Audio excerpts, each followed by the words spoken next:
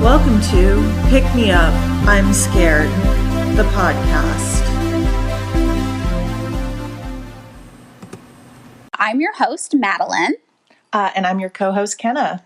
And today we're going to be talking about what a front yard would look like in utopia. Ooh, I like this one. Very on brand for me. Yes, Kenna loves the idea of utopia. So I wanted to start by asking, Kenna, imagine your utopia. What does a front yard look like there?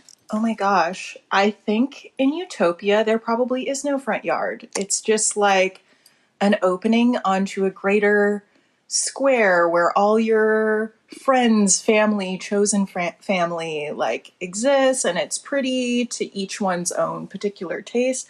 I don't know. It'd probably be to my own taste. I mean, in my life, I would prefer just to walk out into the world and it be beautiful and see people and be inviting to other people. But yeah, it's hard to imagine a front lawn for me. Okay, so this is apparently right on track with the general growing consensus about how front lawns are an evil thing that needs to be obliterated and destroyed at all costs. I think I have watched possibly a YouTube documentary about front lawns, or it had the opening of front lawns and how it is somewhat bad. Yes. So, okay, I fell into this rabbit hole on TikTok maybe a year ago of teenagers absolutely dissing front lawns in the most hilarious way possible. It would be like a trend where you'd see like a photo of an American green landscape front lawn, and then some hip teen with good eyeliner would be like, not in my future house, like I'm instead gonna have this beautiful mossy fairyland garden. And then the video would just show these natural landscapes with people being like, oh yes, beautiful, gorgeous, love it. And this sent me down this rabbit hole because I wanted to learn more about why people hate front lawns so much. So I started thinking about my own experience with the American front lawn. And I knew growing up, instinctively, that people with outdoor space had more money than me, but I didn't really think too much about it. So I grew up in apartments a lot of the time, obviously no front lawn. When we did rent a house, oftentimes the front lawn would be too expensive to care for. So we would not have grass in our front lawn, or we'd be the sketchy neighbor with the burnt out bad front lawn that everyone else in the street was embarrassed of us. And at one house I lived in, my stepmother even ripped up the grass and replaced it with this hideous dirt and sandstone thing because she didn't want to deal with the lawn anymore. And I remember being so embarrassed of our front yard anytime any of my friends would come over. And now I'm understanding that this was definitely tied, yes, to socioeconomic status. And by high school, my mother had married a man with a good job. This was the first time we had a nice front lawn in front of our house. But we never used it. It's not like we sat in it. It's not like we enjoyed it. It was just wasted, beautiful greenery. So I'm wondering what your personal experience is with the front yard. Did you guys have one growing up? Did you use it? If you did, what did it look like? I come from a very rural town, I guess, under 20,000 people in Colorado. So in my experience, living in a rural place in Colorado, most people did not have the 1950s front yard unless you were rich. And maybe it's just the landscape of Colorado. We technically had a front yard, but my dad just drove his pickup truck on it. So they made it basically into an extra driveway. But I grew up in my dad was a former semi-professional rodeo person. So in the back of our house, there was an acre where we had horses, and we used to have horses, and then my dad had an accident. Long story. Didn't have horses anymore, but we had this extra acre in the back. And it mostly was just overgrown. I actually am thinking about this now. I used to have to, from the age of 10, take the riding lawnmower and mow the back acre. And there is a ditch that's about a foot deep in the back acre that I would always run into. And I would get in trouble every single time because I would get into the ditch. And then I realized if I just kept getting into the ditch, I wouldn't have to mow the back acre anymore on this yard. But it wasn't like a nice yard. It was just like overgrown weeds. And, you know, my dad did, and my mom did a lot of like backyard, like, you know, there were some trees, there were flowers. My dad has a green thumb, so we had like peonies and like yellow roses and stuff like that. But it wasn't really like a yard. It was more naturey. More naturey. Like yes. People who lived in like the nicer area of the town like had yards like that with like sprinkler systems and stuff. Yes. But my I think just growing up in Colorado, it's very like don't use too much water. Like, yes. So it seemed really wasteful, but I definitely like remember thinking that yards were something that you really only saw on TV, or for rich people that was like the traditional yard. You know, where I grew up, sometimes people would have like animals in their front yard. Like when I'd walk up the street, there was like people would sometimes have like cows or goats or emus, whatever those are. So it sounds like your experience was like a more progressive experience than the majority of Americans had revolving like personal outdoor space, because that all sounds like relatively well utilized space to me, which is like not something that we really encountered growing up. But I did grow up in a city of over 500,000 people. Yes. So a very different experience. And it sounds like what you're accustomed to is definitely more in line with what the kind of growing revolution in front lawn space is. I do also love that as a kid, you realized, like, if I just keep doing this task wrong, nobody will ask me to do it again.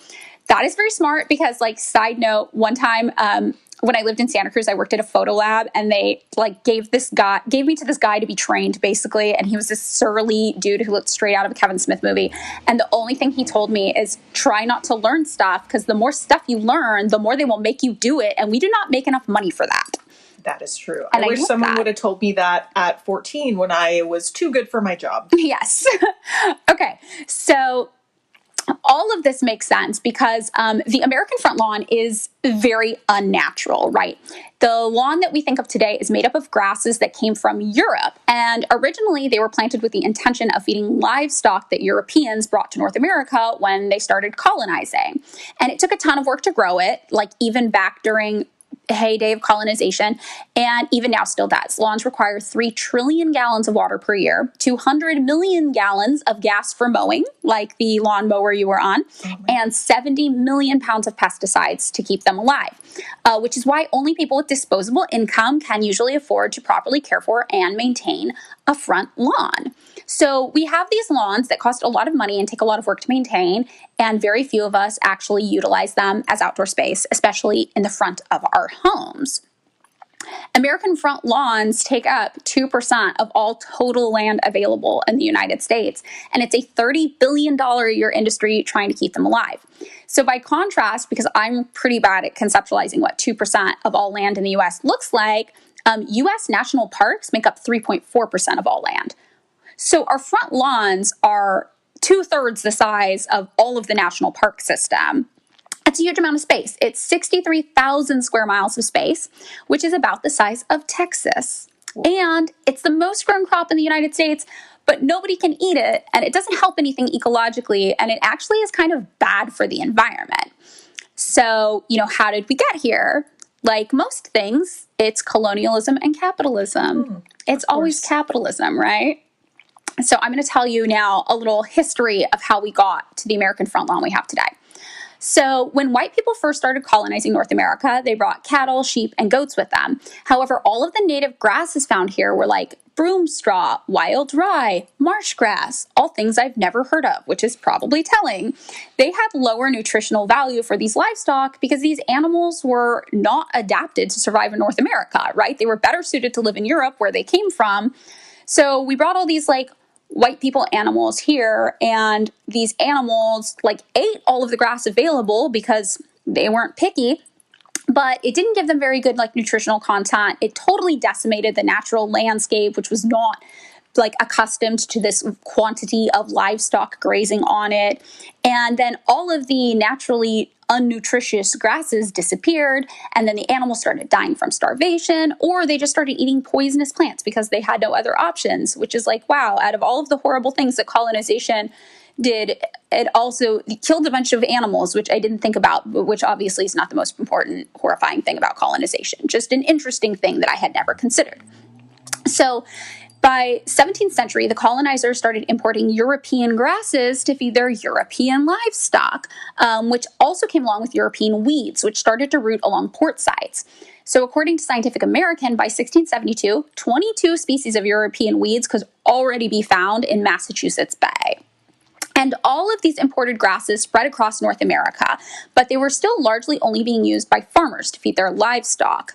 After the American Revolution, even though Americans weren't traveling back and forth to Europe so much anymore, because apparently we were like mad at our dad in Europe or whatever, European style was still upheld as the ideal in the US, which makes sense, right? Because like Eurocentric beauty standards like are so pervasive here in so many different ways, and it includes like architecturally. So most people started modeling their residential homes after European homes, which had a small like flower garden in the front and then an enclosed private yard in the back, because a big thing about like European lifestyle ideals was this idea of privacy. However, in France and England, a new style of landscaping had just started to emerge, which used expansive, highly manicured green space, which we now would think of as a front lawn. At Versailles in France, a, quote, green carpet was installed, but in French, but I don't know how to speak French, so green carpet, and it was literally just a blanket of grass. And it took a ton of work to uphold and maintain this, which is why it was at Versailles, right? Because Versailles was the palace that was like the epitome of luxury and excess in France. So Thomas Jefferson apparently like did go to Europe, and, you know, he's like a douchebag racist who owned like over 600 slaves in his life. And he saw this in Europe and he was like, wow, this is great. I love that. And he took it back to his primary plantation, is a term I learned when looking this up, which means apparently he had a lot of plantations, which was called Monticello. And Monticello was in Virginia. And for reference, over 400 people were enslaved at Monticello during his lifetime. And there was usually 130 slaves there being held at any one time, or enslaved people, which I believe is the better terminology to use. So this part is especially creepy to me because since we know that those unnatural European grasses were so hard to maintain in the United States and took so much work, I mean, you pretty much know that he's using enslaved people to maintain these lawns where this grass is not supposed to thrive. And it's just extra creepy to me that this lawn that was like a status symbol of luxury, obviously here in the United States, enslaved people have to maintain it for this rich white asshole to look extra fancy and extra European. So this caught on, and then George Washington apparently was like, wow, love that. So he hired an English landscaper to create a green lawn for him as well at his home, Mount Vernon, which all these rich white people, their houses had names, which is very weird and extra creepy as well. When did we stop naming our houses is my question, but whatever. So, of course, George Washington also had hundreds of people enslaved in Mount Vernon who were probably also tasked with maintaining this yard, since they built the plantations and all the houses that he lived in and all the structures. So then after this, all these rich people started wanting lawns that looked just like this because Thomas Jefferson and George Washington, but for the most part, average houses in the U.S. still had just that like small flower thing in the front, little enclosed space in the back, because they were so expensive and difficult to maintain anything else like the lawns until the 1920s. So what do you think may have happened in the 1920s that changed this? I mean, when I think of the 1920s, I just think of, you know, the Roaring Twenties with like the robber barons and like, you know, a lot of like super rich, you know, people. And then like, you know, I isn't the 1920s like the most stratified economically it's been since now? Yeah. So a lot was happening in the 1920s. And one of the big things was cars. Oh, yes. Cars started to get super popular, which is why for the first time the U.S. suburbs started growing more than the cities. And it did also come with a lot of segregation, a lot of social stratification, economic stratification for sure. But as these cars became commonplace, upper middle class white American homeowners started wanting to beautify their front yards because people were driving by and looking at them. Oh, interesting. So they had an audience for the first time, basically, and they had disposable income, and they were like, I'm going to make this look really impressive. So everybody driving by knows how rich and fancy and special I am. And houses even started to be built facing rail lines so that the commuters had something pretty to look at, which meant even more the front yard was on display. Whoa. Pretty interesting. So then after World War II, a lot of stuff was happening economically in the United States. So the U.S. government started financing cheaper mortgages. So when this happened, there was a development boom, and developers started to build these cheap, fast tract homes, which, did you guys have tract homes where you lived growing up? Probably. I mean, I feel like there's a lot of what are the pre-made homes? Oh, like prefab. Kind of. There's definitely a lot of prefab homes, and trailers and modular homes and things like that. Okay, so we had tract homes galore in the Central Valley of California where I grew up.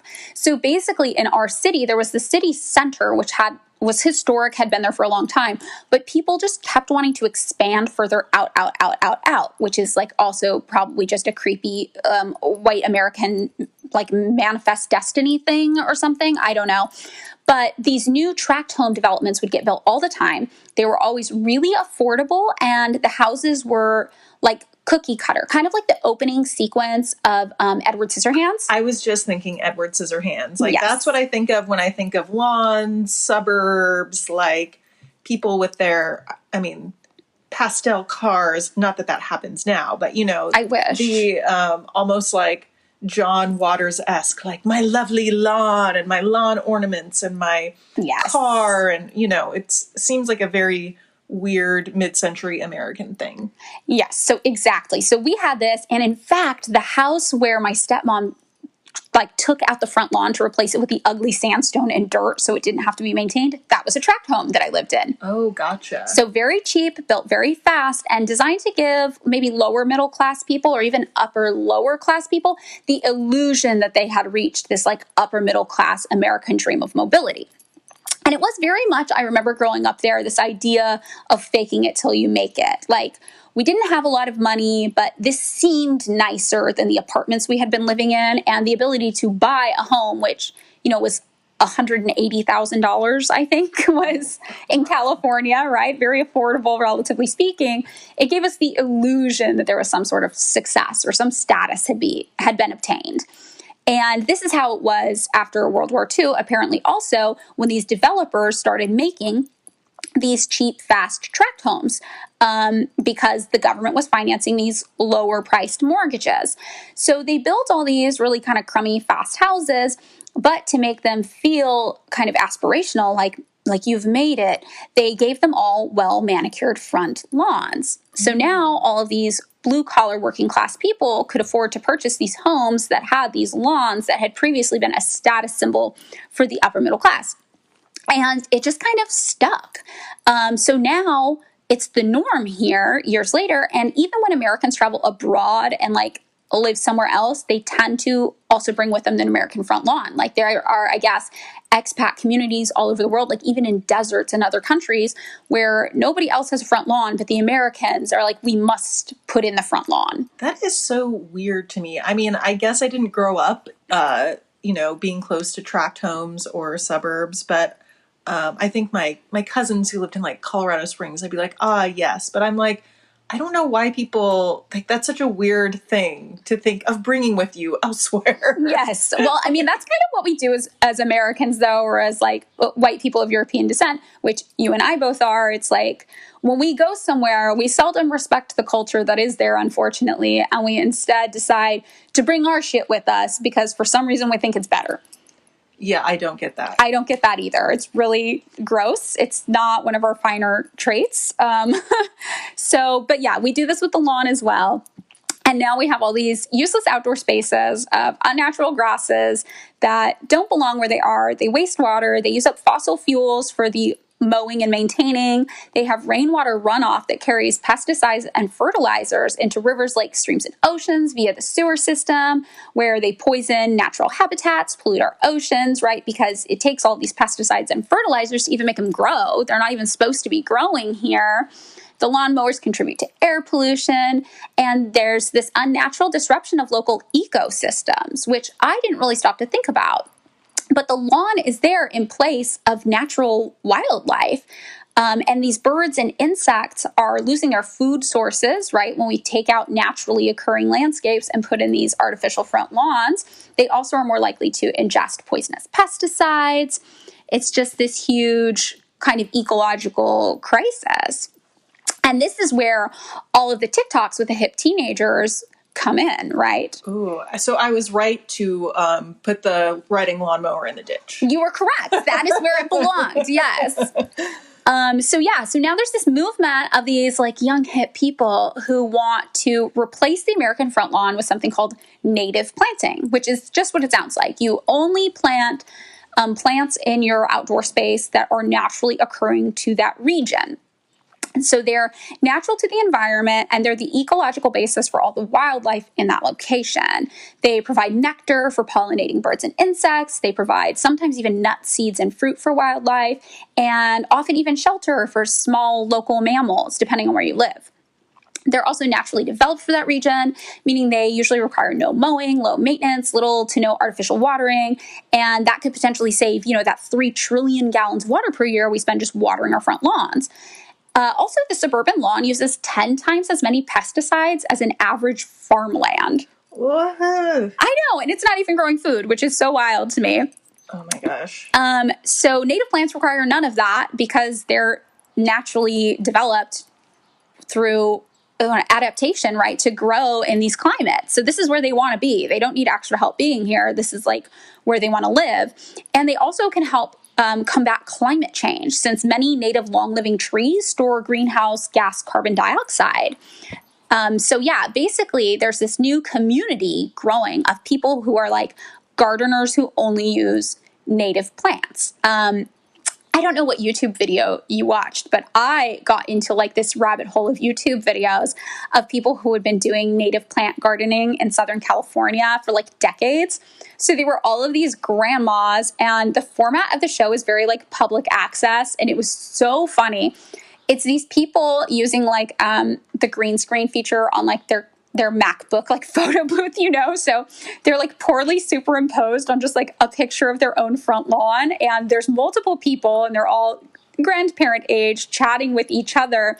Then they'll do these interviews at people's homes where it's just somebody like recording themselves on their iPhone showing off their garden.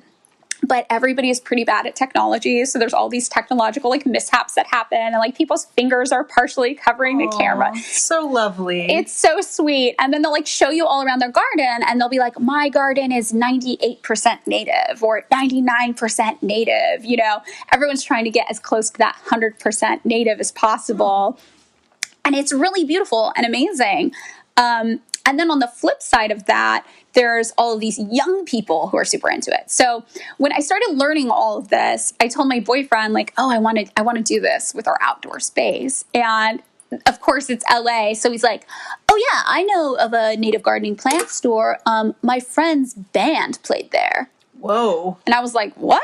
Like your friend's band played at a plant store? Welcome to LA, where even the plants rock. Yes, exactly. So this is apparently like a hip trend that I was not aware of.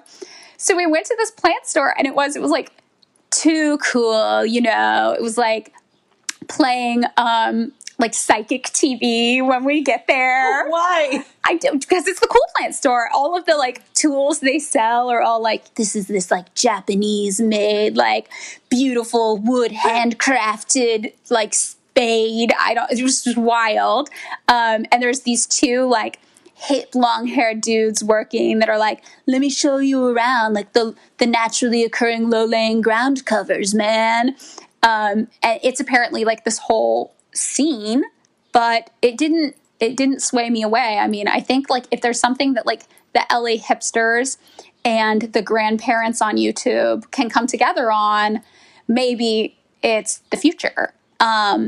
And also, a thing I think about a lot too is that you can look up the food producing native plants for your region. Ooh. Right? So in Southern California, we don't have a lot of food producing, naturally occurring plants, but we do have things like sage, or even like some berries and things like that. And I love the idea that if you replace your lawns with these naturally occurring food producing plants, you could potentially feed your community. Not all of it. Obviously, we need probably agriculture, I would guess. I'm not smart enough to know. But like, how cool would it be to walk down your street and you can just like pull up some sage from someone's front yard or grab some berries, and you could reintroduce this idea of suburban and even urban foraging to help feed communities in need when hunger is such like a widespread, pervasive issue. I feel like maybe that is like what a front yard looks like in a utopia, one that can like feed your community and is naturally occurring and requires minimal effort. But I don't know. What do you think? I love that. I love when people are like, please take the lemons. Like, please take a little book from the book nook. Like, take a book, leave a book. Or like, when I lived in Portland for many years, sometimes you'd see that in people's yards. Like, take some zucchini, leave some zucchini. It's a very Portland thing, I think. Yeah, but I'm so down. I feel like, we're so obsessed with privacy right now. And to some extent, we do all need our privacy. But sometimes we think we need privacy where we don't, where it's like, I feel like our front lawns can be a place where it's like, yeah, come in, like, come into my world, or we're connected. Not necessarily that you have to, like, invite everybody into your house or your private space, but I think that we get a lot more joy out of it than we think. Like, I was listening to some other podcast where they were talking about how it seems like people really don't want to talk to strangers. They're like, no, like, do not bother me, while we're walking down the museum. But, to a certain extent, if someone says, hi to you, and you're not looking at your phone or not trying to be, stay away, and you're just like, hey, what's up? Most people report having a more pleasurable experience. And I don't know if that's smart or not. Like I said, I am not very smart, but it does seem like a way to invite something new and special into your life. If you had like a front yard like that. I think I agree with that because I think about this a lot, how a lot of capitalism thrives on isolating us from the idea of our neighbors by making us think of our neighbors as they and we are we, right? That we, they mentality where we must protect our own and they are potentially intruders set out to harm us. And also like how, like in industrialization, the idea of like the nuclear family started thriving where you don't have these multi-generational homes anymore. You don't live super close to your neighbors. The idea that capitalism wants us all to be isolated and alienated from our community and our own little worlds, just working and trying to provide for our own. But in reality, the idea of community and working together with your community and knowing your neighbors and helping each other is so much stronger than that. Like the social element of like a socialized utopia, right? Mm-hmm. It's helping each other. Yeah. And, I know like some of my neighbors, in the past, I definitely don't like, but it's like one of those things where it's just like the idea of a greater community. Right. That's really, I think you said it way better, than I have. I think you bring up a good point though, because sometimes people in our community, they're assholes. They are. But they're still our community. That's true. And maybe we don't want everyone in our front yard, but maybe some of them are cool. Yeah. I think I try to give the majority of people the benefit of the doubt, know, but yeah, like you said, our society is set up for being, kind of cut off from people. Like you're supposed to, like you said, the nuclear family, which is, patriarchal, like where you have this system that's set up that, makes it hard for a lot of people to come together and honestly work towards maybe something that, those in power who benefit from the structure don't like. Because when people come together, a lot of times they're like, oh, well, I'm not afraid of you anymore. Oh, I'm not, like, we can solve this other issue. It's true. No, I think you're right, though. I think that, yeah, capitalism benefits from us fearing each other. And, well, I think, like, a healthy skepticism about everybody around you makes sense. I think, in general, working towards more community-oriented activities and, like, having, like, the natural state of being to be more community-minded rather than individually minded, I think that that's probably at least a step in the right direction. When we destroy like nature to serve our own needs, sometimes we're destroying like animal and plant and like insect like ecologies that are actually essential for us as well. Like, you know, whenever we talk about the bees, I don't know what happened with the bees. Did the bees die? The bees didn't die. There was the time when the bees were dying. I don't know if they're still dying. But, you know. Yeah, but the bees are like the pollinators for our environment. And like save the bees. Right, we're supposed to save the bees, right? So what would save like local like insect life better than giving them an environment that they can thrive in, especially if it's just wasted space at the expense of nothing else. It's just more pleasurable too, because I grew up in a really pretty rural area. Like, I'm actually so shocked, like moving to the city, how much plant life and, you know, nature fully, you know, really affects like my mood or like just the mood that is in general. Like being in like a pretty natural space feels good. I feel like, you know, it opens up something else that we need in our life that is hard to name. Like I think it's more important than people think. And you know, it's very at odds with development, and I'm using air quotes, where it's like development is meant to, you know, get the most bang for your buck. Like what housing can be, you know, the most profitable, what spaces can be the most profitable, rather than what spaces are the most beneficial for people. What are spaces that make people happy, that make people like, well, and not necessarily just like productive, so we can like make more shit. I don't know. No, it's true. I also think too about here in Los Angeles, how a lot of unhoused people had been living at Echo Park Lake, and the city did all these sanitation sweeps is what they were calling them, but in reality it's just to criminalize being homeless and kick people out of this space. And a lot of people there were like, I don't want to go live, first of all, temporary housing in a hotel, which that's not permanent. That's not a solution. And it's an ugly space. Like I live here by the lake. I get to wake up and enjoy the lake every day, and it's beautiful. Yeah. And there has to be a way that in our cities we can prioritize both like affordable housing and high density affordable housing if necessary, with having a natural space surrounding it or filling in the gaps that is beautiful and useful and not necessarily at odds with the world around us. Yeah, and it blows my mind. Like it blows my mind why we can't have, you know, beautiful spaces in the sense of like lots of, you know, native plants, trees, like things that help the bees. Yes. And because we can't afford it all, it blows my mind why, like, to me, like I use this term, like ugliness is so pervasive, where it's just like, and I mean ugly in the sense of like, you know, concrete buildings, the front yard, like it's just seems so. I guess it's like what everyone's like, why can't we have this? And like, we could have this. It's not more expensive necessarily. And in fact, when you look at the cost of like maintaining the ugly spaces, like the flat grass spaces, it's more costly. And it's just one of those things where everything we do is done the wrong way. And for what benefit? It benefits nobody.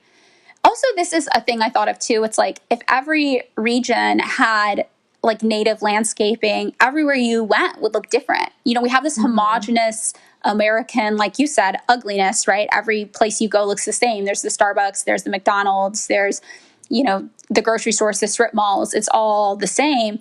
But having like, there's biodiversity in nature, right? So imagine going from one place to another and seeing a totally different landscape, how rewarding that would be to be able to witness this, and like how special that would be, like a uniqueness in its beauty that is totally lost on us now. Yeah, and I this makes me think, have you ever heard of like forest bathing? I don't know a lot about that, but It's when people basically go into the forest and just feel the forest. I'm probably getting this wrong, just in Okay. advance. But it's like you basically go into the forest and it creates like a very great sense of well-being. And I feel like that's, really, we don't have a lot of that right now. It's like Right. well-being that's not meant for you to buy, Right. You buy a face mask, I mean the beautifying face mask, to make you feel better, take a bubble bath, but it's like you buy the products to do that. Whereas like these open spaces that can create a sense of well-being, you can't really commodify it. And that's, I don't know if that's, I'm not trying to be cynical and like people do this on purpose. I think a lot of times, it's so easy to go with the flow or, think, go the way that you were brought up in, like, especially in like, American society, which is fucked. I think that's true. I think like the commodification principle in nature, we've even seen like the American government in some ways try to commodify nature with like the foundation of the national park system. Mm-hmm. And I know where I grew up in the Central Valley, we have Yosemite. That's how little I go in nature. I don't even know what it's called. But in Yosemite, even when the federal government was like, we're going to make this a nature preserve, they ended up displacing people who had been living, like indigenous people who had been living in that park area for, centuries, their whole lives. They cleared them out so they could create this walled-in, fenced-in park that had some sort of element of purity where they charge you tickets and you come see the tree. Yeah, it's from the little I know, the history of the national park system is fucked. Yeah, and I feel like that also probably has something to do with our idea of commodifying nature rather than like living harmoniously with it. I was watching this, I forget what the show was called. I think it's like Adam Knows Everything. It's produced by Nathan For You, but is it Adam Ruins Everything? Yes. I love that show. He was talking about scaffolding and how it's everywhere in New York. And then he's just like, why is it everywhere? It's just like this ugly thing. And you're like, ha ha, why is scaffolding here everywhere? And then the deeper you go, he's like, oh, I went to a, scaffolding conference in Florida, and it's a huge fucking industry. Like something as little as scaffolding, huge multi-million-dollar industry. Can lawn products, lawn care is such a huge $30 billion a year. Yeah. People, and sometimes when a lot of people don't want to change. Mm-hmm. And when you tell them this stuff, instead of being like, oh, maybe I should change, they dig in harder because it's hard to admit, Right. And we also, like, we're both millennials, right? So we dealt with like the millennials killed this industry, millennials killed that industry. And there's all these things that realistically we didn't seek consciously out to kill or destroy. We just could not afford to engage in them, like the diamond industry. Like, have you seen that? We apparently killed the diamond industry. Yeah, because like no one can afford that shit if you work a regular job. Right. If you work a regular job and didn't have money from somewhere, from your parents or generational wealth, it's hard to have a fucking lawn. Yeah, it's hard to have any of these things that we can't actually afford. And, as ugly as the front yard was that my stepmom put in, she was onto something in that tract home. She was like, this is a waste of money and time. I do not have either. These are not luxury resources I have available. What is the thing that will cost the least amount of money and take up the least amount of time? And it was dirt and ugly sandstone, but it was cheap. Yeah. I mean, I would definitely rather have that than a lawn where I'm just like, how much water did this use? Yeah. In Los Angeles, we're even seeing an interesting move with our backyard spaces, which is recently they passed the accessory dwelling unit law, which allowed people with large enough backyards to build like new dwelling units, like homes in their backyard. And we have like a weird zoning thing here. We don't really have like high density housing. Most of our houses are one story. It's very rare to find something that's zoned where you can actually have multiple units on one property. But this introduced this idea that what if instead of having these backyards that are actually too big and also not being used, which I know is a tangent away from the front lawn thing, but we converted this into usable space and we made these houses because we have a housing shortage and a housing crisis. I mean, it's the least you can do. Right. Because, like, we need more housing. We need more high density housing. And we also need nature too. But and like natural plants. I don't think they necessarily are opposed to each other. I don't think so either. I think they can coexist. I think it just takes like conscious and intentional planning. Yeah, and it's just hard because, you know, when the city talks about building affordable housing or, you know, stuff like that, or like, you know, housing for houseless people, it's like, it seems so like not a place you'd want to live, or it's like really expensive. Like if we can have the mindset that it is possible to house everybody and make it look beautiful and pretty, you know, more natural plants that make the well-being for everyone like better, I think it's possible. You know, I think we just too. Our default is like, that's too hard. That's, you know, and I am not a city planner. I do not know anything about, you know, urban planning, native development, all that stuff. But I do think that, you know, it is possible because people have done stuff that's like really amazing. Like, I just think about like Buckminster Fuller, like, I don't know who that is. Oh, an architect who did the geodesic dome. Oh yeah. But, there was some project, you know, that he was working on to create with another woman whose name I totally forget.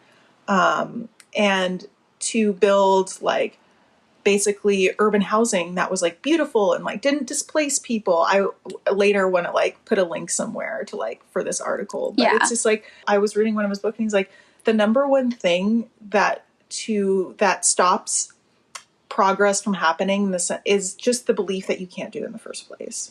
I believe that. I think that I encounter a lot of people, especially whenever I've seen people talk about like ways to solve like the unhoused crisis, especially in Los Angeles, but in the United States, a lot of people, their response that I see online is that it's impossible. That it's not impossible. It's not impossible. There's enough money. Like fucking Jeff Bezos paid more money in taxes, which we now know he pays like 3% in taxes. It's so wild. Then you could pay for housing for everybody in the United States. If you cut the Pentagon budget, you could end homelessness. You could end hunger. Yes. Like, it's not that there's not a way. There's not a will. There's not a will. We're prioritizing things with where we put the money. And what we've said we prioritize is the American myth that a few people can have everything they want and nobody else gets anything they want. Yeah. It's like, I wish, again, I had facts on hand, but it's like, in the past, they were like, we will never be able to solve world hunger. It's not possible.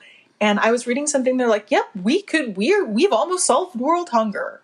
Wow. Like, we have enough food for, the problem in the past was we didn't have enough. There was no way to produce enough food for everybody. Now it's like, oh, we can produce enough food for everybody. Right. Like, there is enough for everybody. There's and it's enough like, for everybody. But people just refuse to like look deeper and believe it. They have some like weird Ayn Rand thing where it's like, it's survival of the fittest. There's not enough. So like those who like are the fittest should hoard the most. It's like, that's not true. The way that humans get along with each other is because we're like social creatures. Like I would never be able to survive on my own. Like same. I need other people to, you know, do the roads, like, you know, teach me stuff when I was a child, like all this, we're all like, it's like we're all interconnected, and I know it's naive of me, but I just don't understand why people don't think that stuff like improving our lives is possible, or ending houselessness, ending hunger, ending the like the crisis of quote unquote ugly, you know, spaces. Right. I think like this kind of ties into this book that I read. So a long time ago when I was in a lot of debt and I was really stressed out about it, I read this book called Debt, the First 500 Years or First 1,000 Years. And the author's name was David Graeber, I think. And he talked about in the beginning how, first of all, like debt has always been a thing that's happened because agricultural systems throughout history have always relied on this idea that like the harvest will be bountiful. So you had people living in communities who were farmers who had, you know, theoretically nothing to contribute to the community for most of the months out of the year. But then when the harvest came, it would be bountiful and they would feed everybody in the community. So, you know, in the meantime, they would get all of their needs taken care of by the community. But it wasn't this like barter system that we're thinking of, or like it wasn't even a strict tally system of debt. It was just this social consciousness. Everybody in the community knew like, oh, I have extra of this. You can have it. That's fine. And there was an idea and understanding that the thing you gave to the person, if they ever have extra of something, they would give it to you. But it wasn't like a strict checks and tally system. It was more just a community mindset that like, this is how we operate. Somebody needs something and I have extra. Why wouldn't I give it to them? And one day they might have extra and I might need something and they'll give it to me. And this like cyclical nature of like gifting, it was almost like a gifting economy where people gave to each other and took from each other. But without strict expectation, more just with like a social expectation, that was the norm. And economists have kind of tried to rewrite this idea to say that, oh, we need money. Money came from bartering, and bartering, you know, showed that it was necessary. And bartering was very strict because we're always trying to hold each other accountable and make sure everything's exactly fair and exactly right. But that's not actually like human nature. So when you hear these people think that like things aren't possible because humans are too selfish or there's not enough to go around, that actually is at odds with the facts, but it is not at odds with the propaganda like we've been fed our whole lives. Are people really selfish? Are there evil people out there, like truly, or is it the way the system is set up and we perceive it? We just automatically assume, well, we can't share with each other because there's always going to be like a dickhead. There's always going to be an asshole. Like, right. Sorry, you know, or there's a jerk. Yeah. That's what I mean. Like, there's always going to be someone who's going to take more than they need. Like, and, you know, people are just like, well, it's all fucked then. It's like, no, people deal with people taking more than they need or being a jerk, like, without having to, you know, just be like, oh, well, we can't, like, share with each other now because one person may game the system. I don't get that concept. I don't either. And even in my house, like I know in my house, okay, so I live with my partner, my boyfriend, and we have like household chores. And I am ashamed to admit I do not pull my weight in the house. My boyfriend does most of the cleaning. He even does most of the cooking, I think. And at first he was very like tit for tat, like this is unfair. And eventually got to the point where I was like, look, like I have all these things in my life, the way my brain works. Like I keep a tidy home, but I am not like a cleaner. And I just had to sit him down and like we had this conversation and he realized like both of our brains work differently. Like we're both doing the best we can in whatever capacity we can, but we're both capable of different amounts of things and in different ways. And the more you try to make sure everything is fair to the T, like you're kind of missing out on the human experience of like sharing your home with another person. Oh my gosh. It's the worst experience when you date someone who literally tallies every single thing that you've done. And I have been there and it's like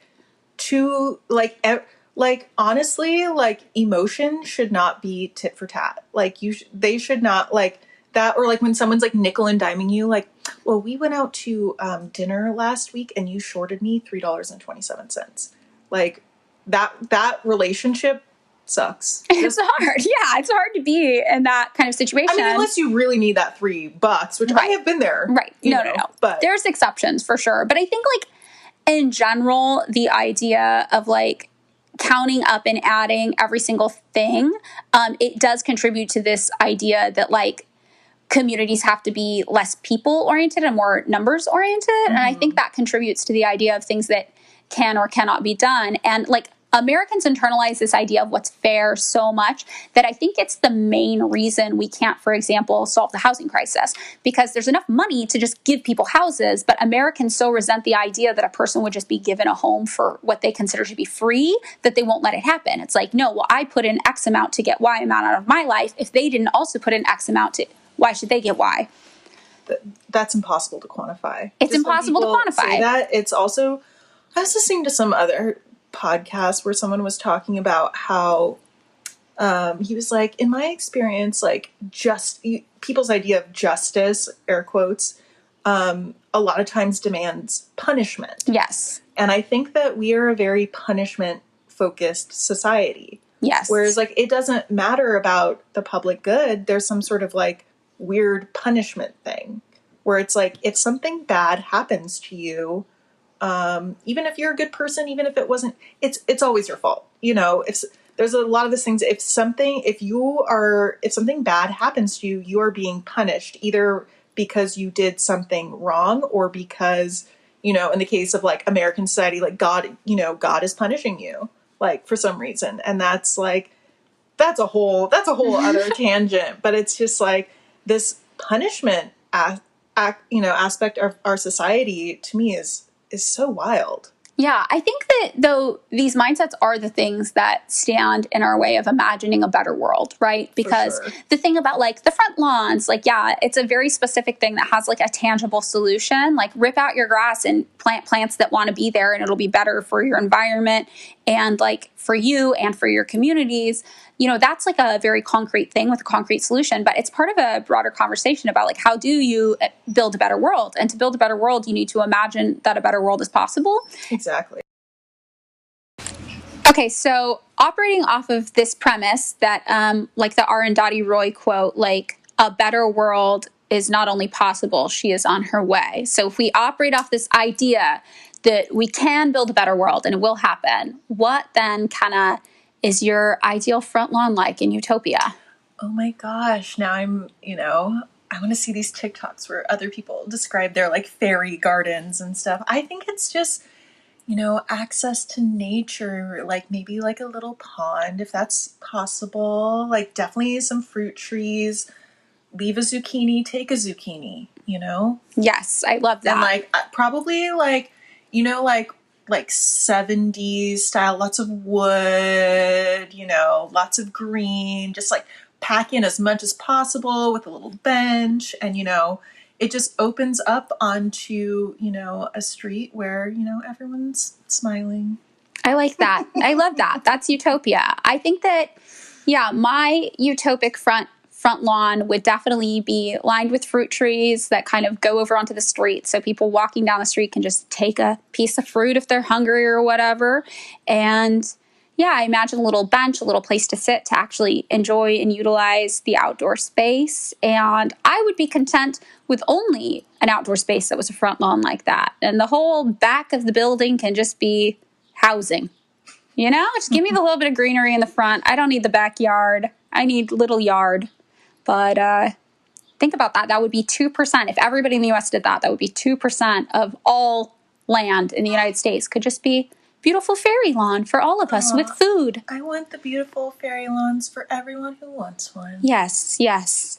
Okay, well, I think we solved it. I think we fixed it. I think we fixed the world in this podcast. Do you think so? I'm sure. I'm so sure. Okay, that must be a sign that we should get out while we're ahead.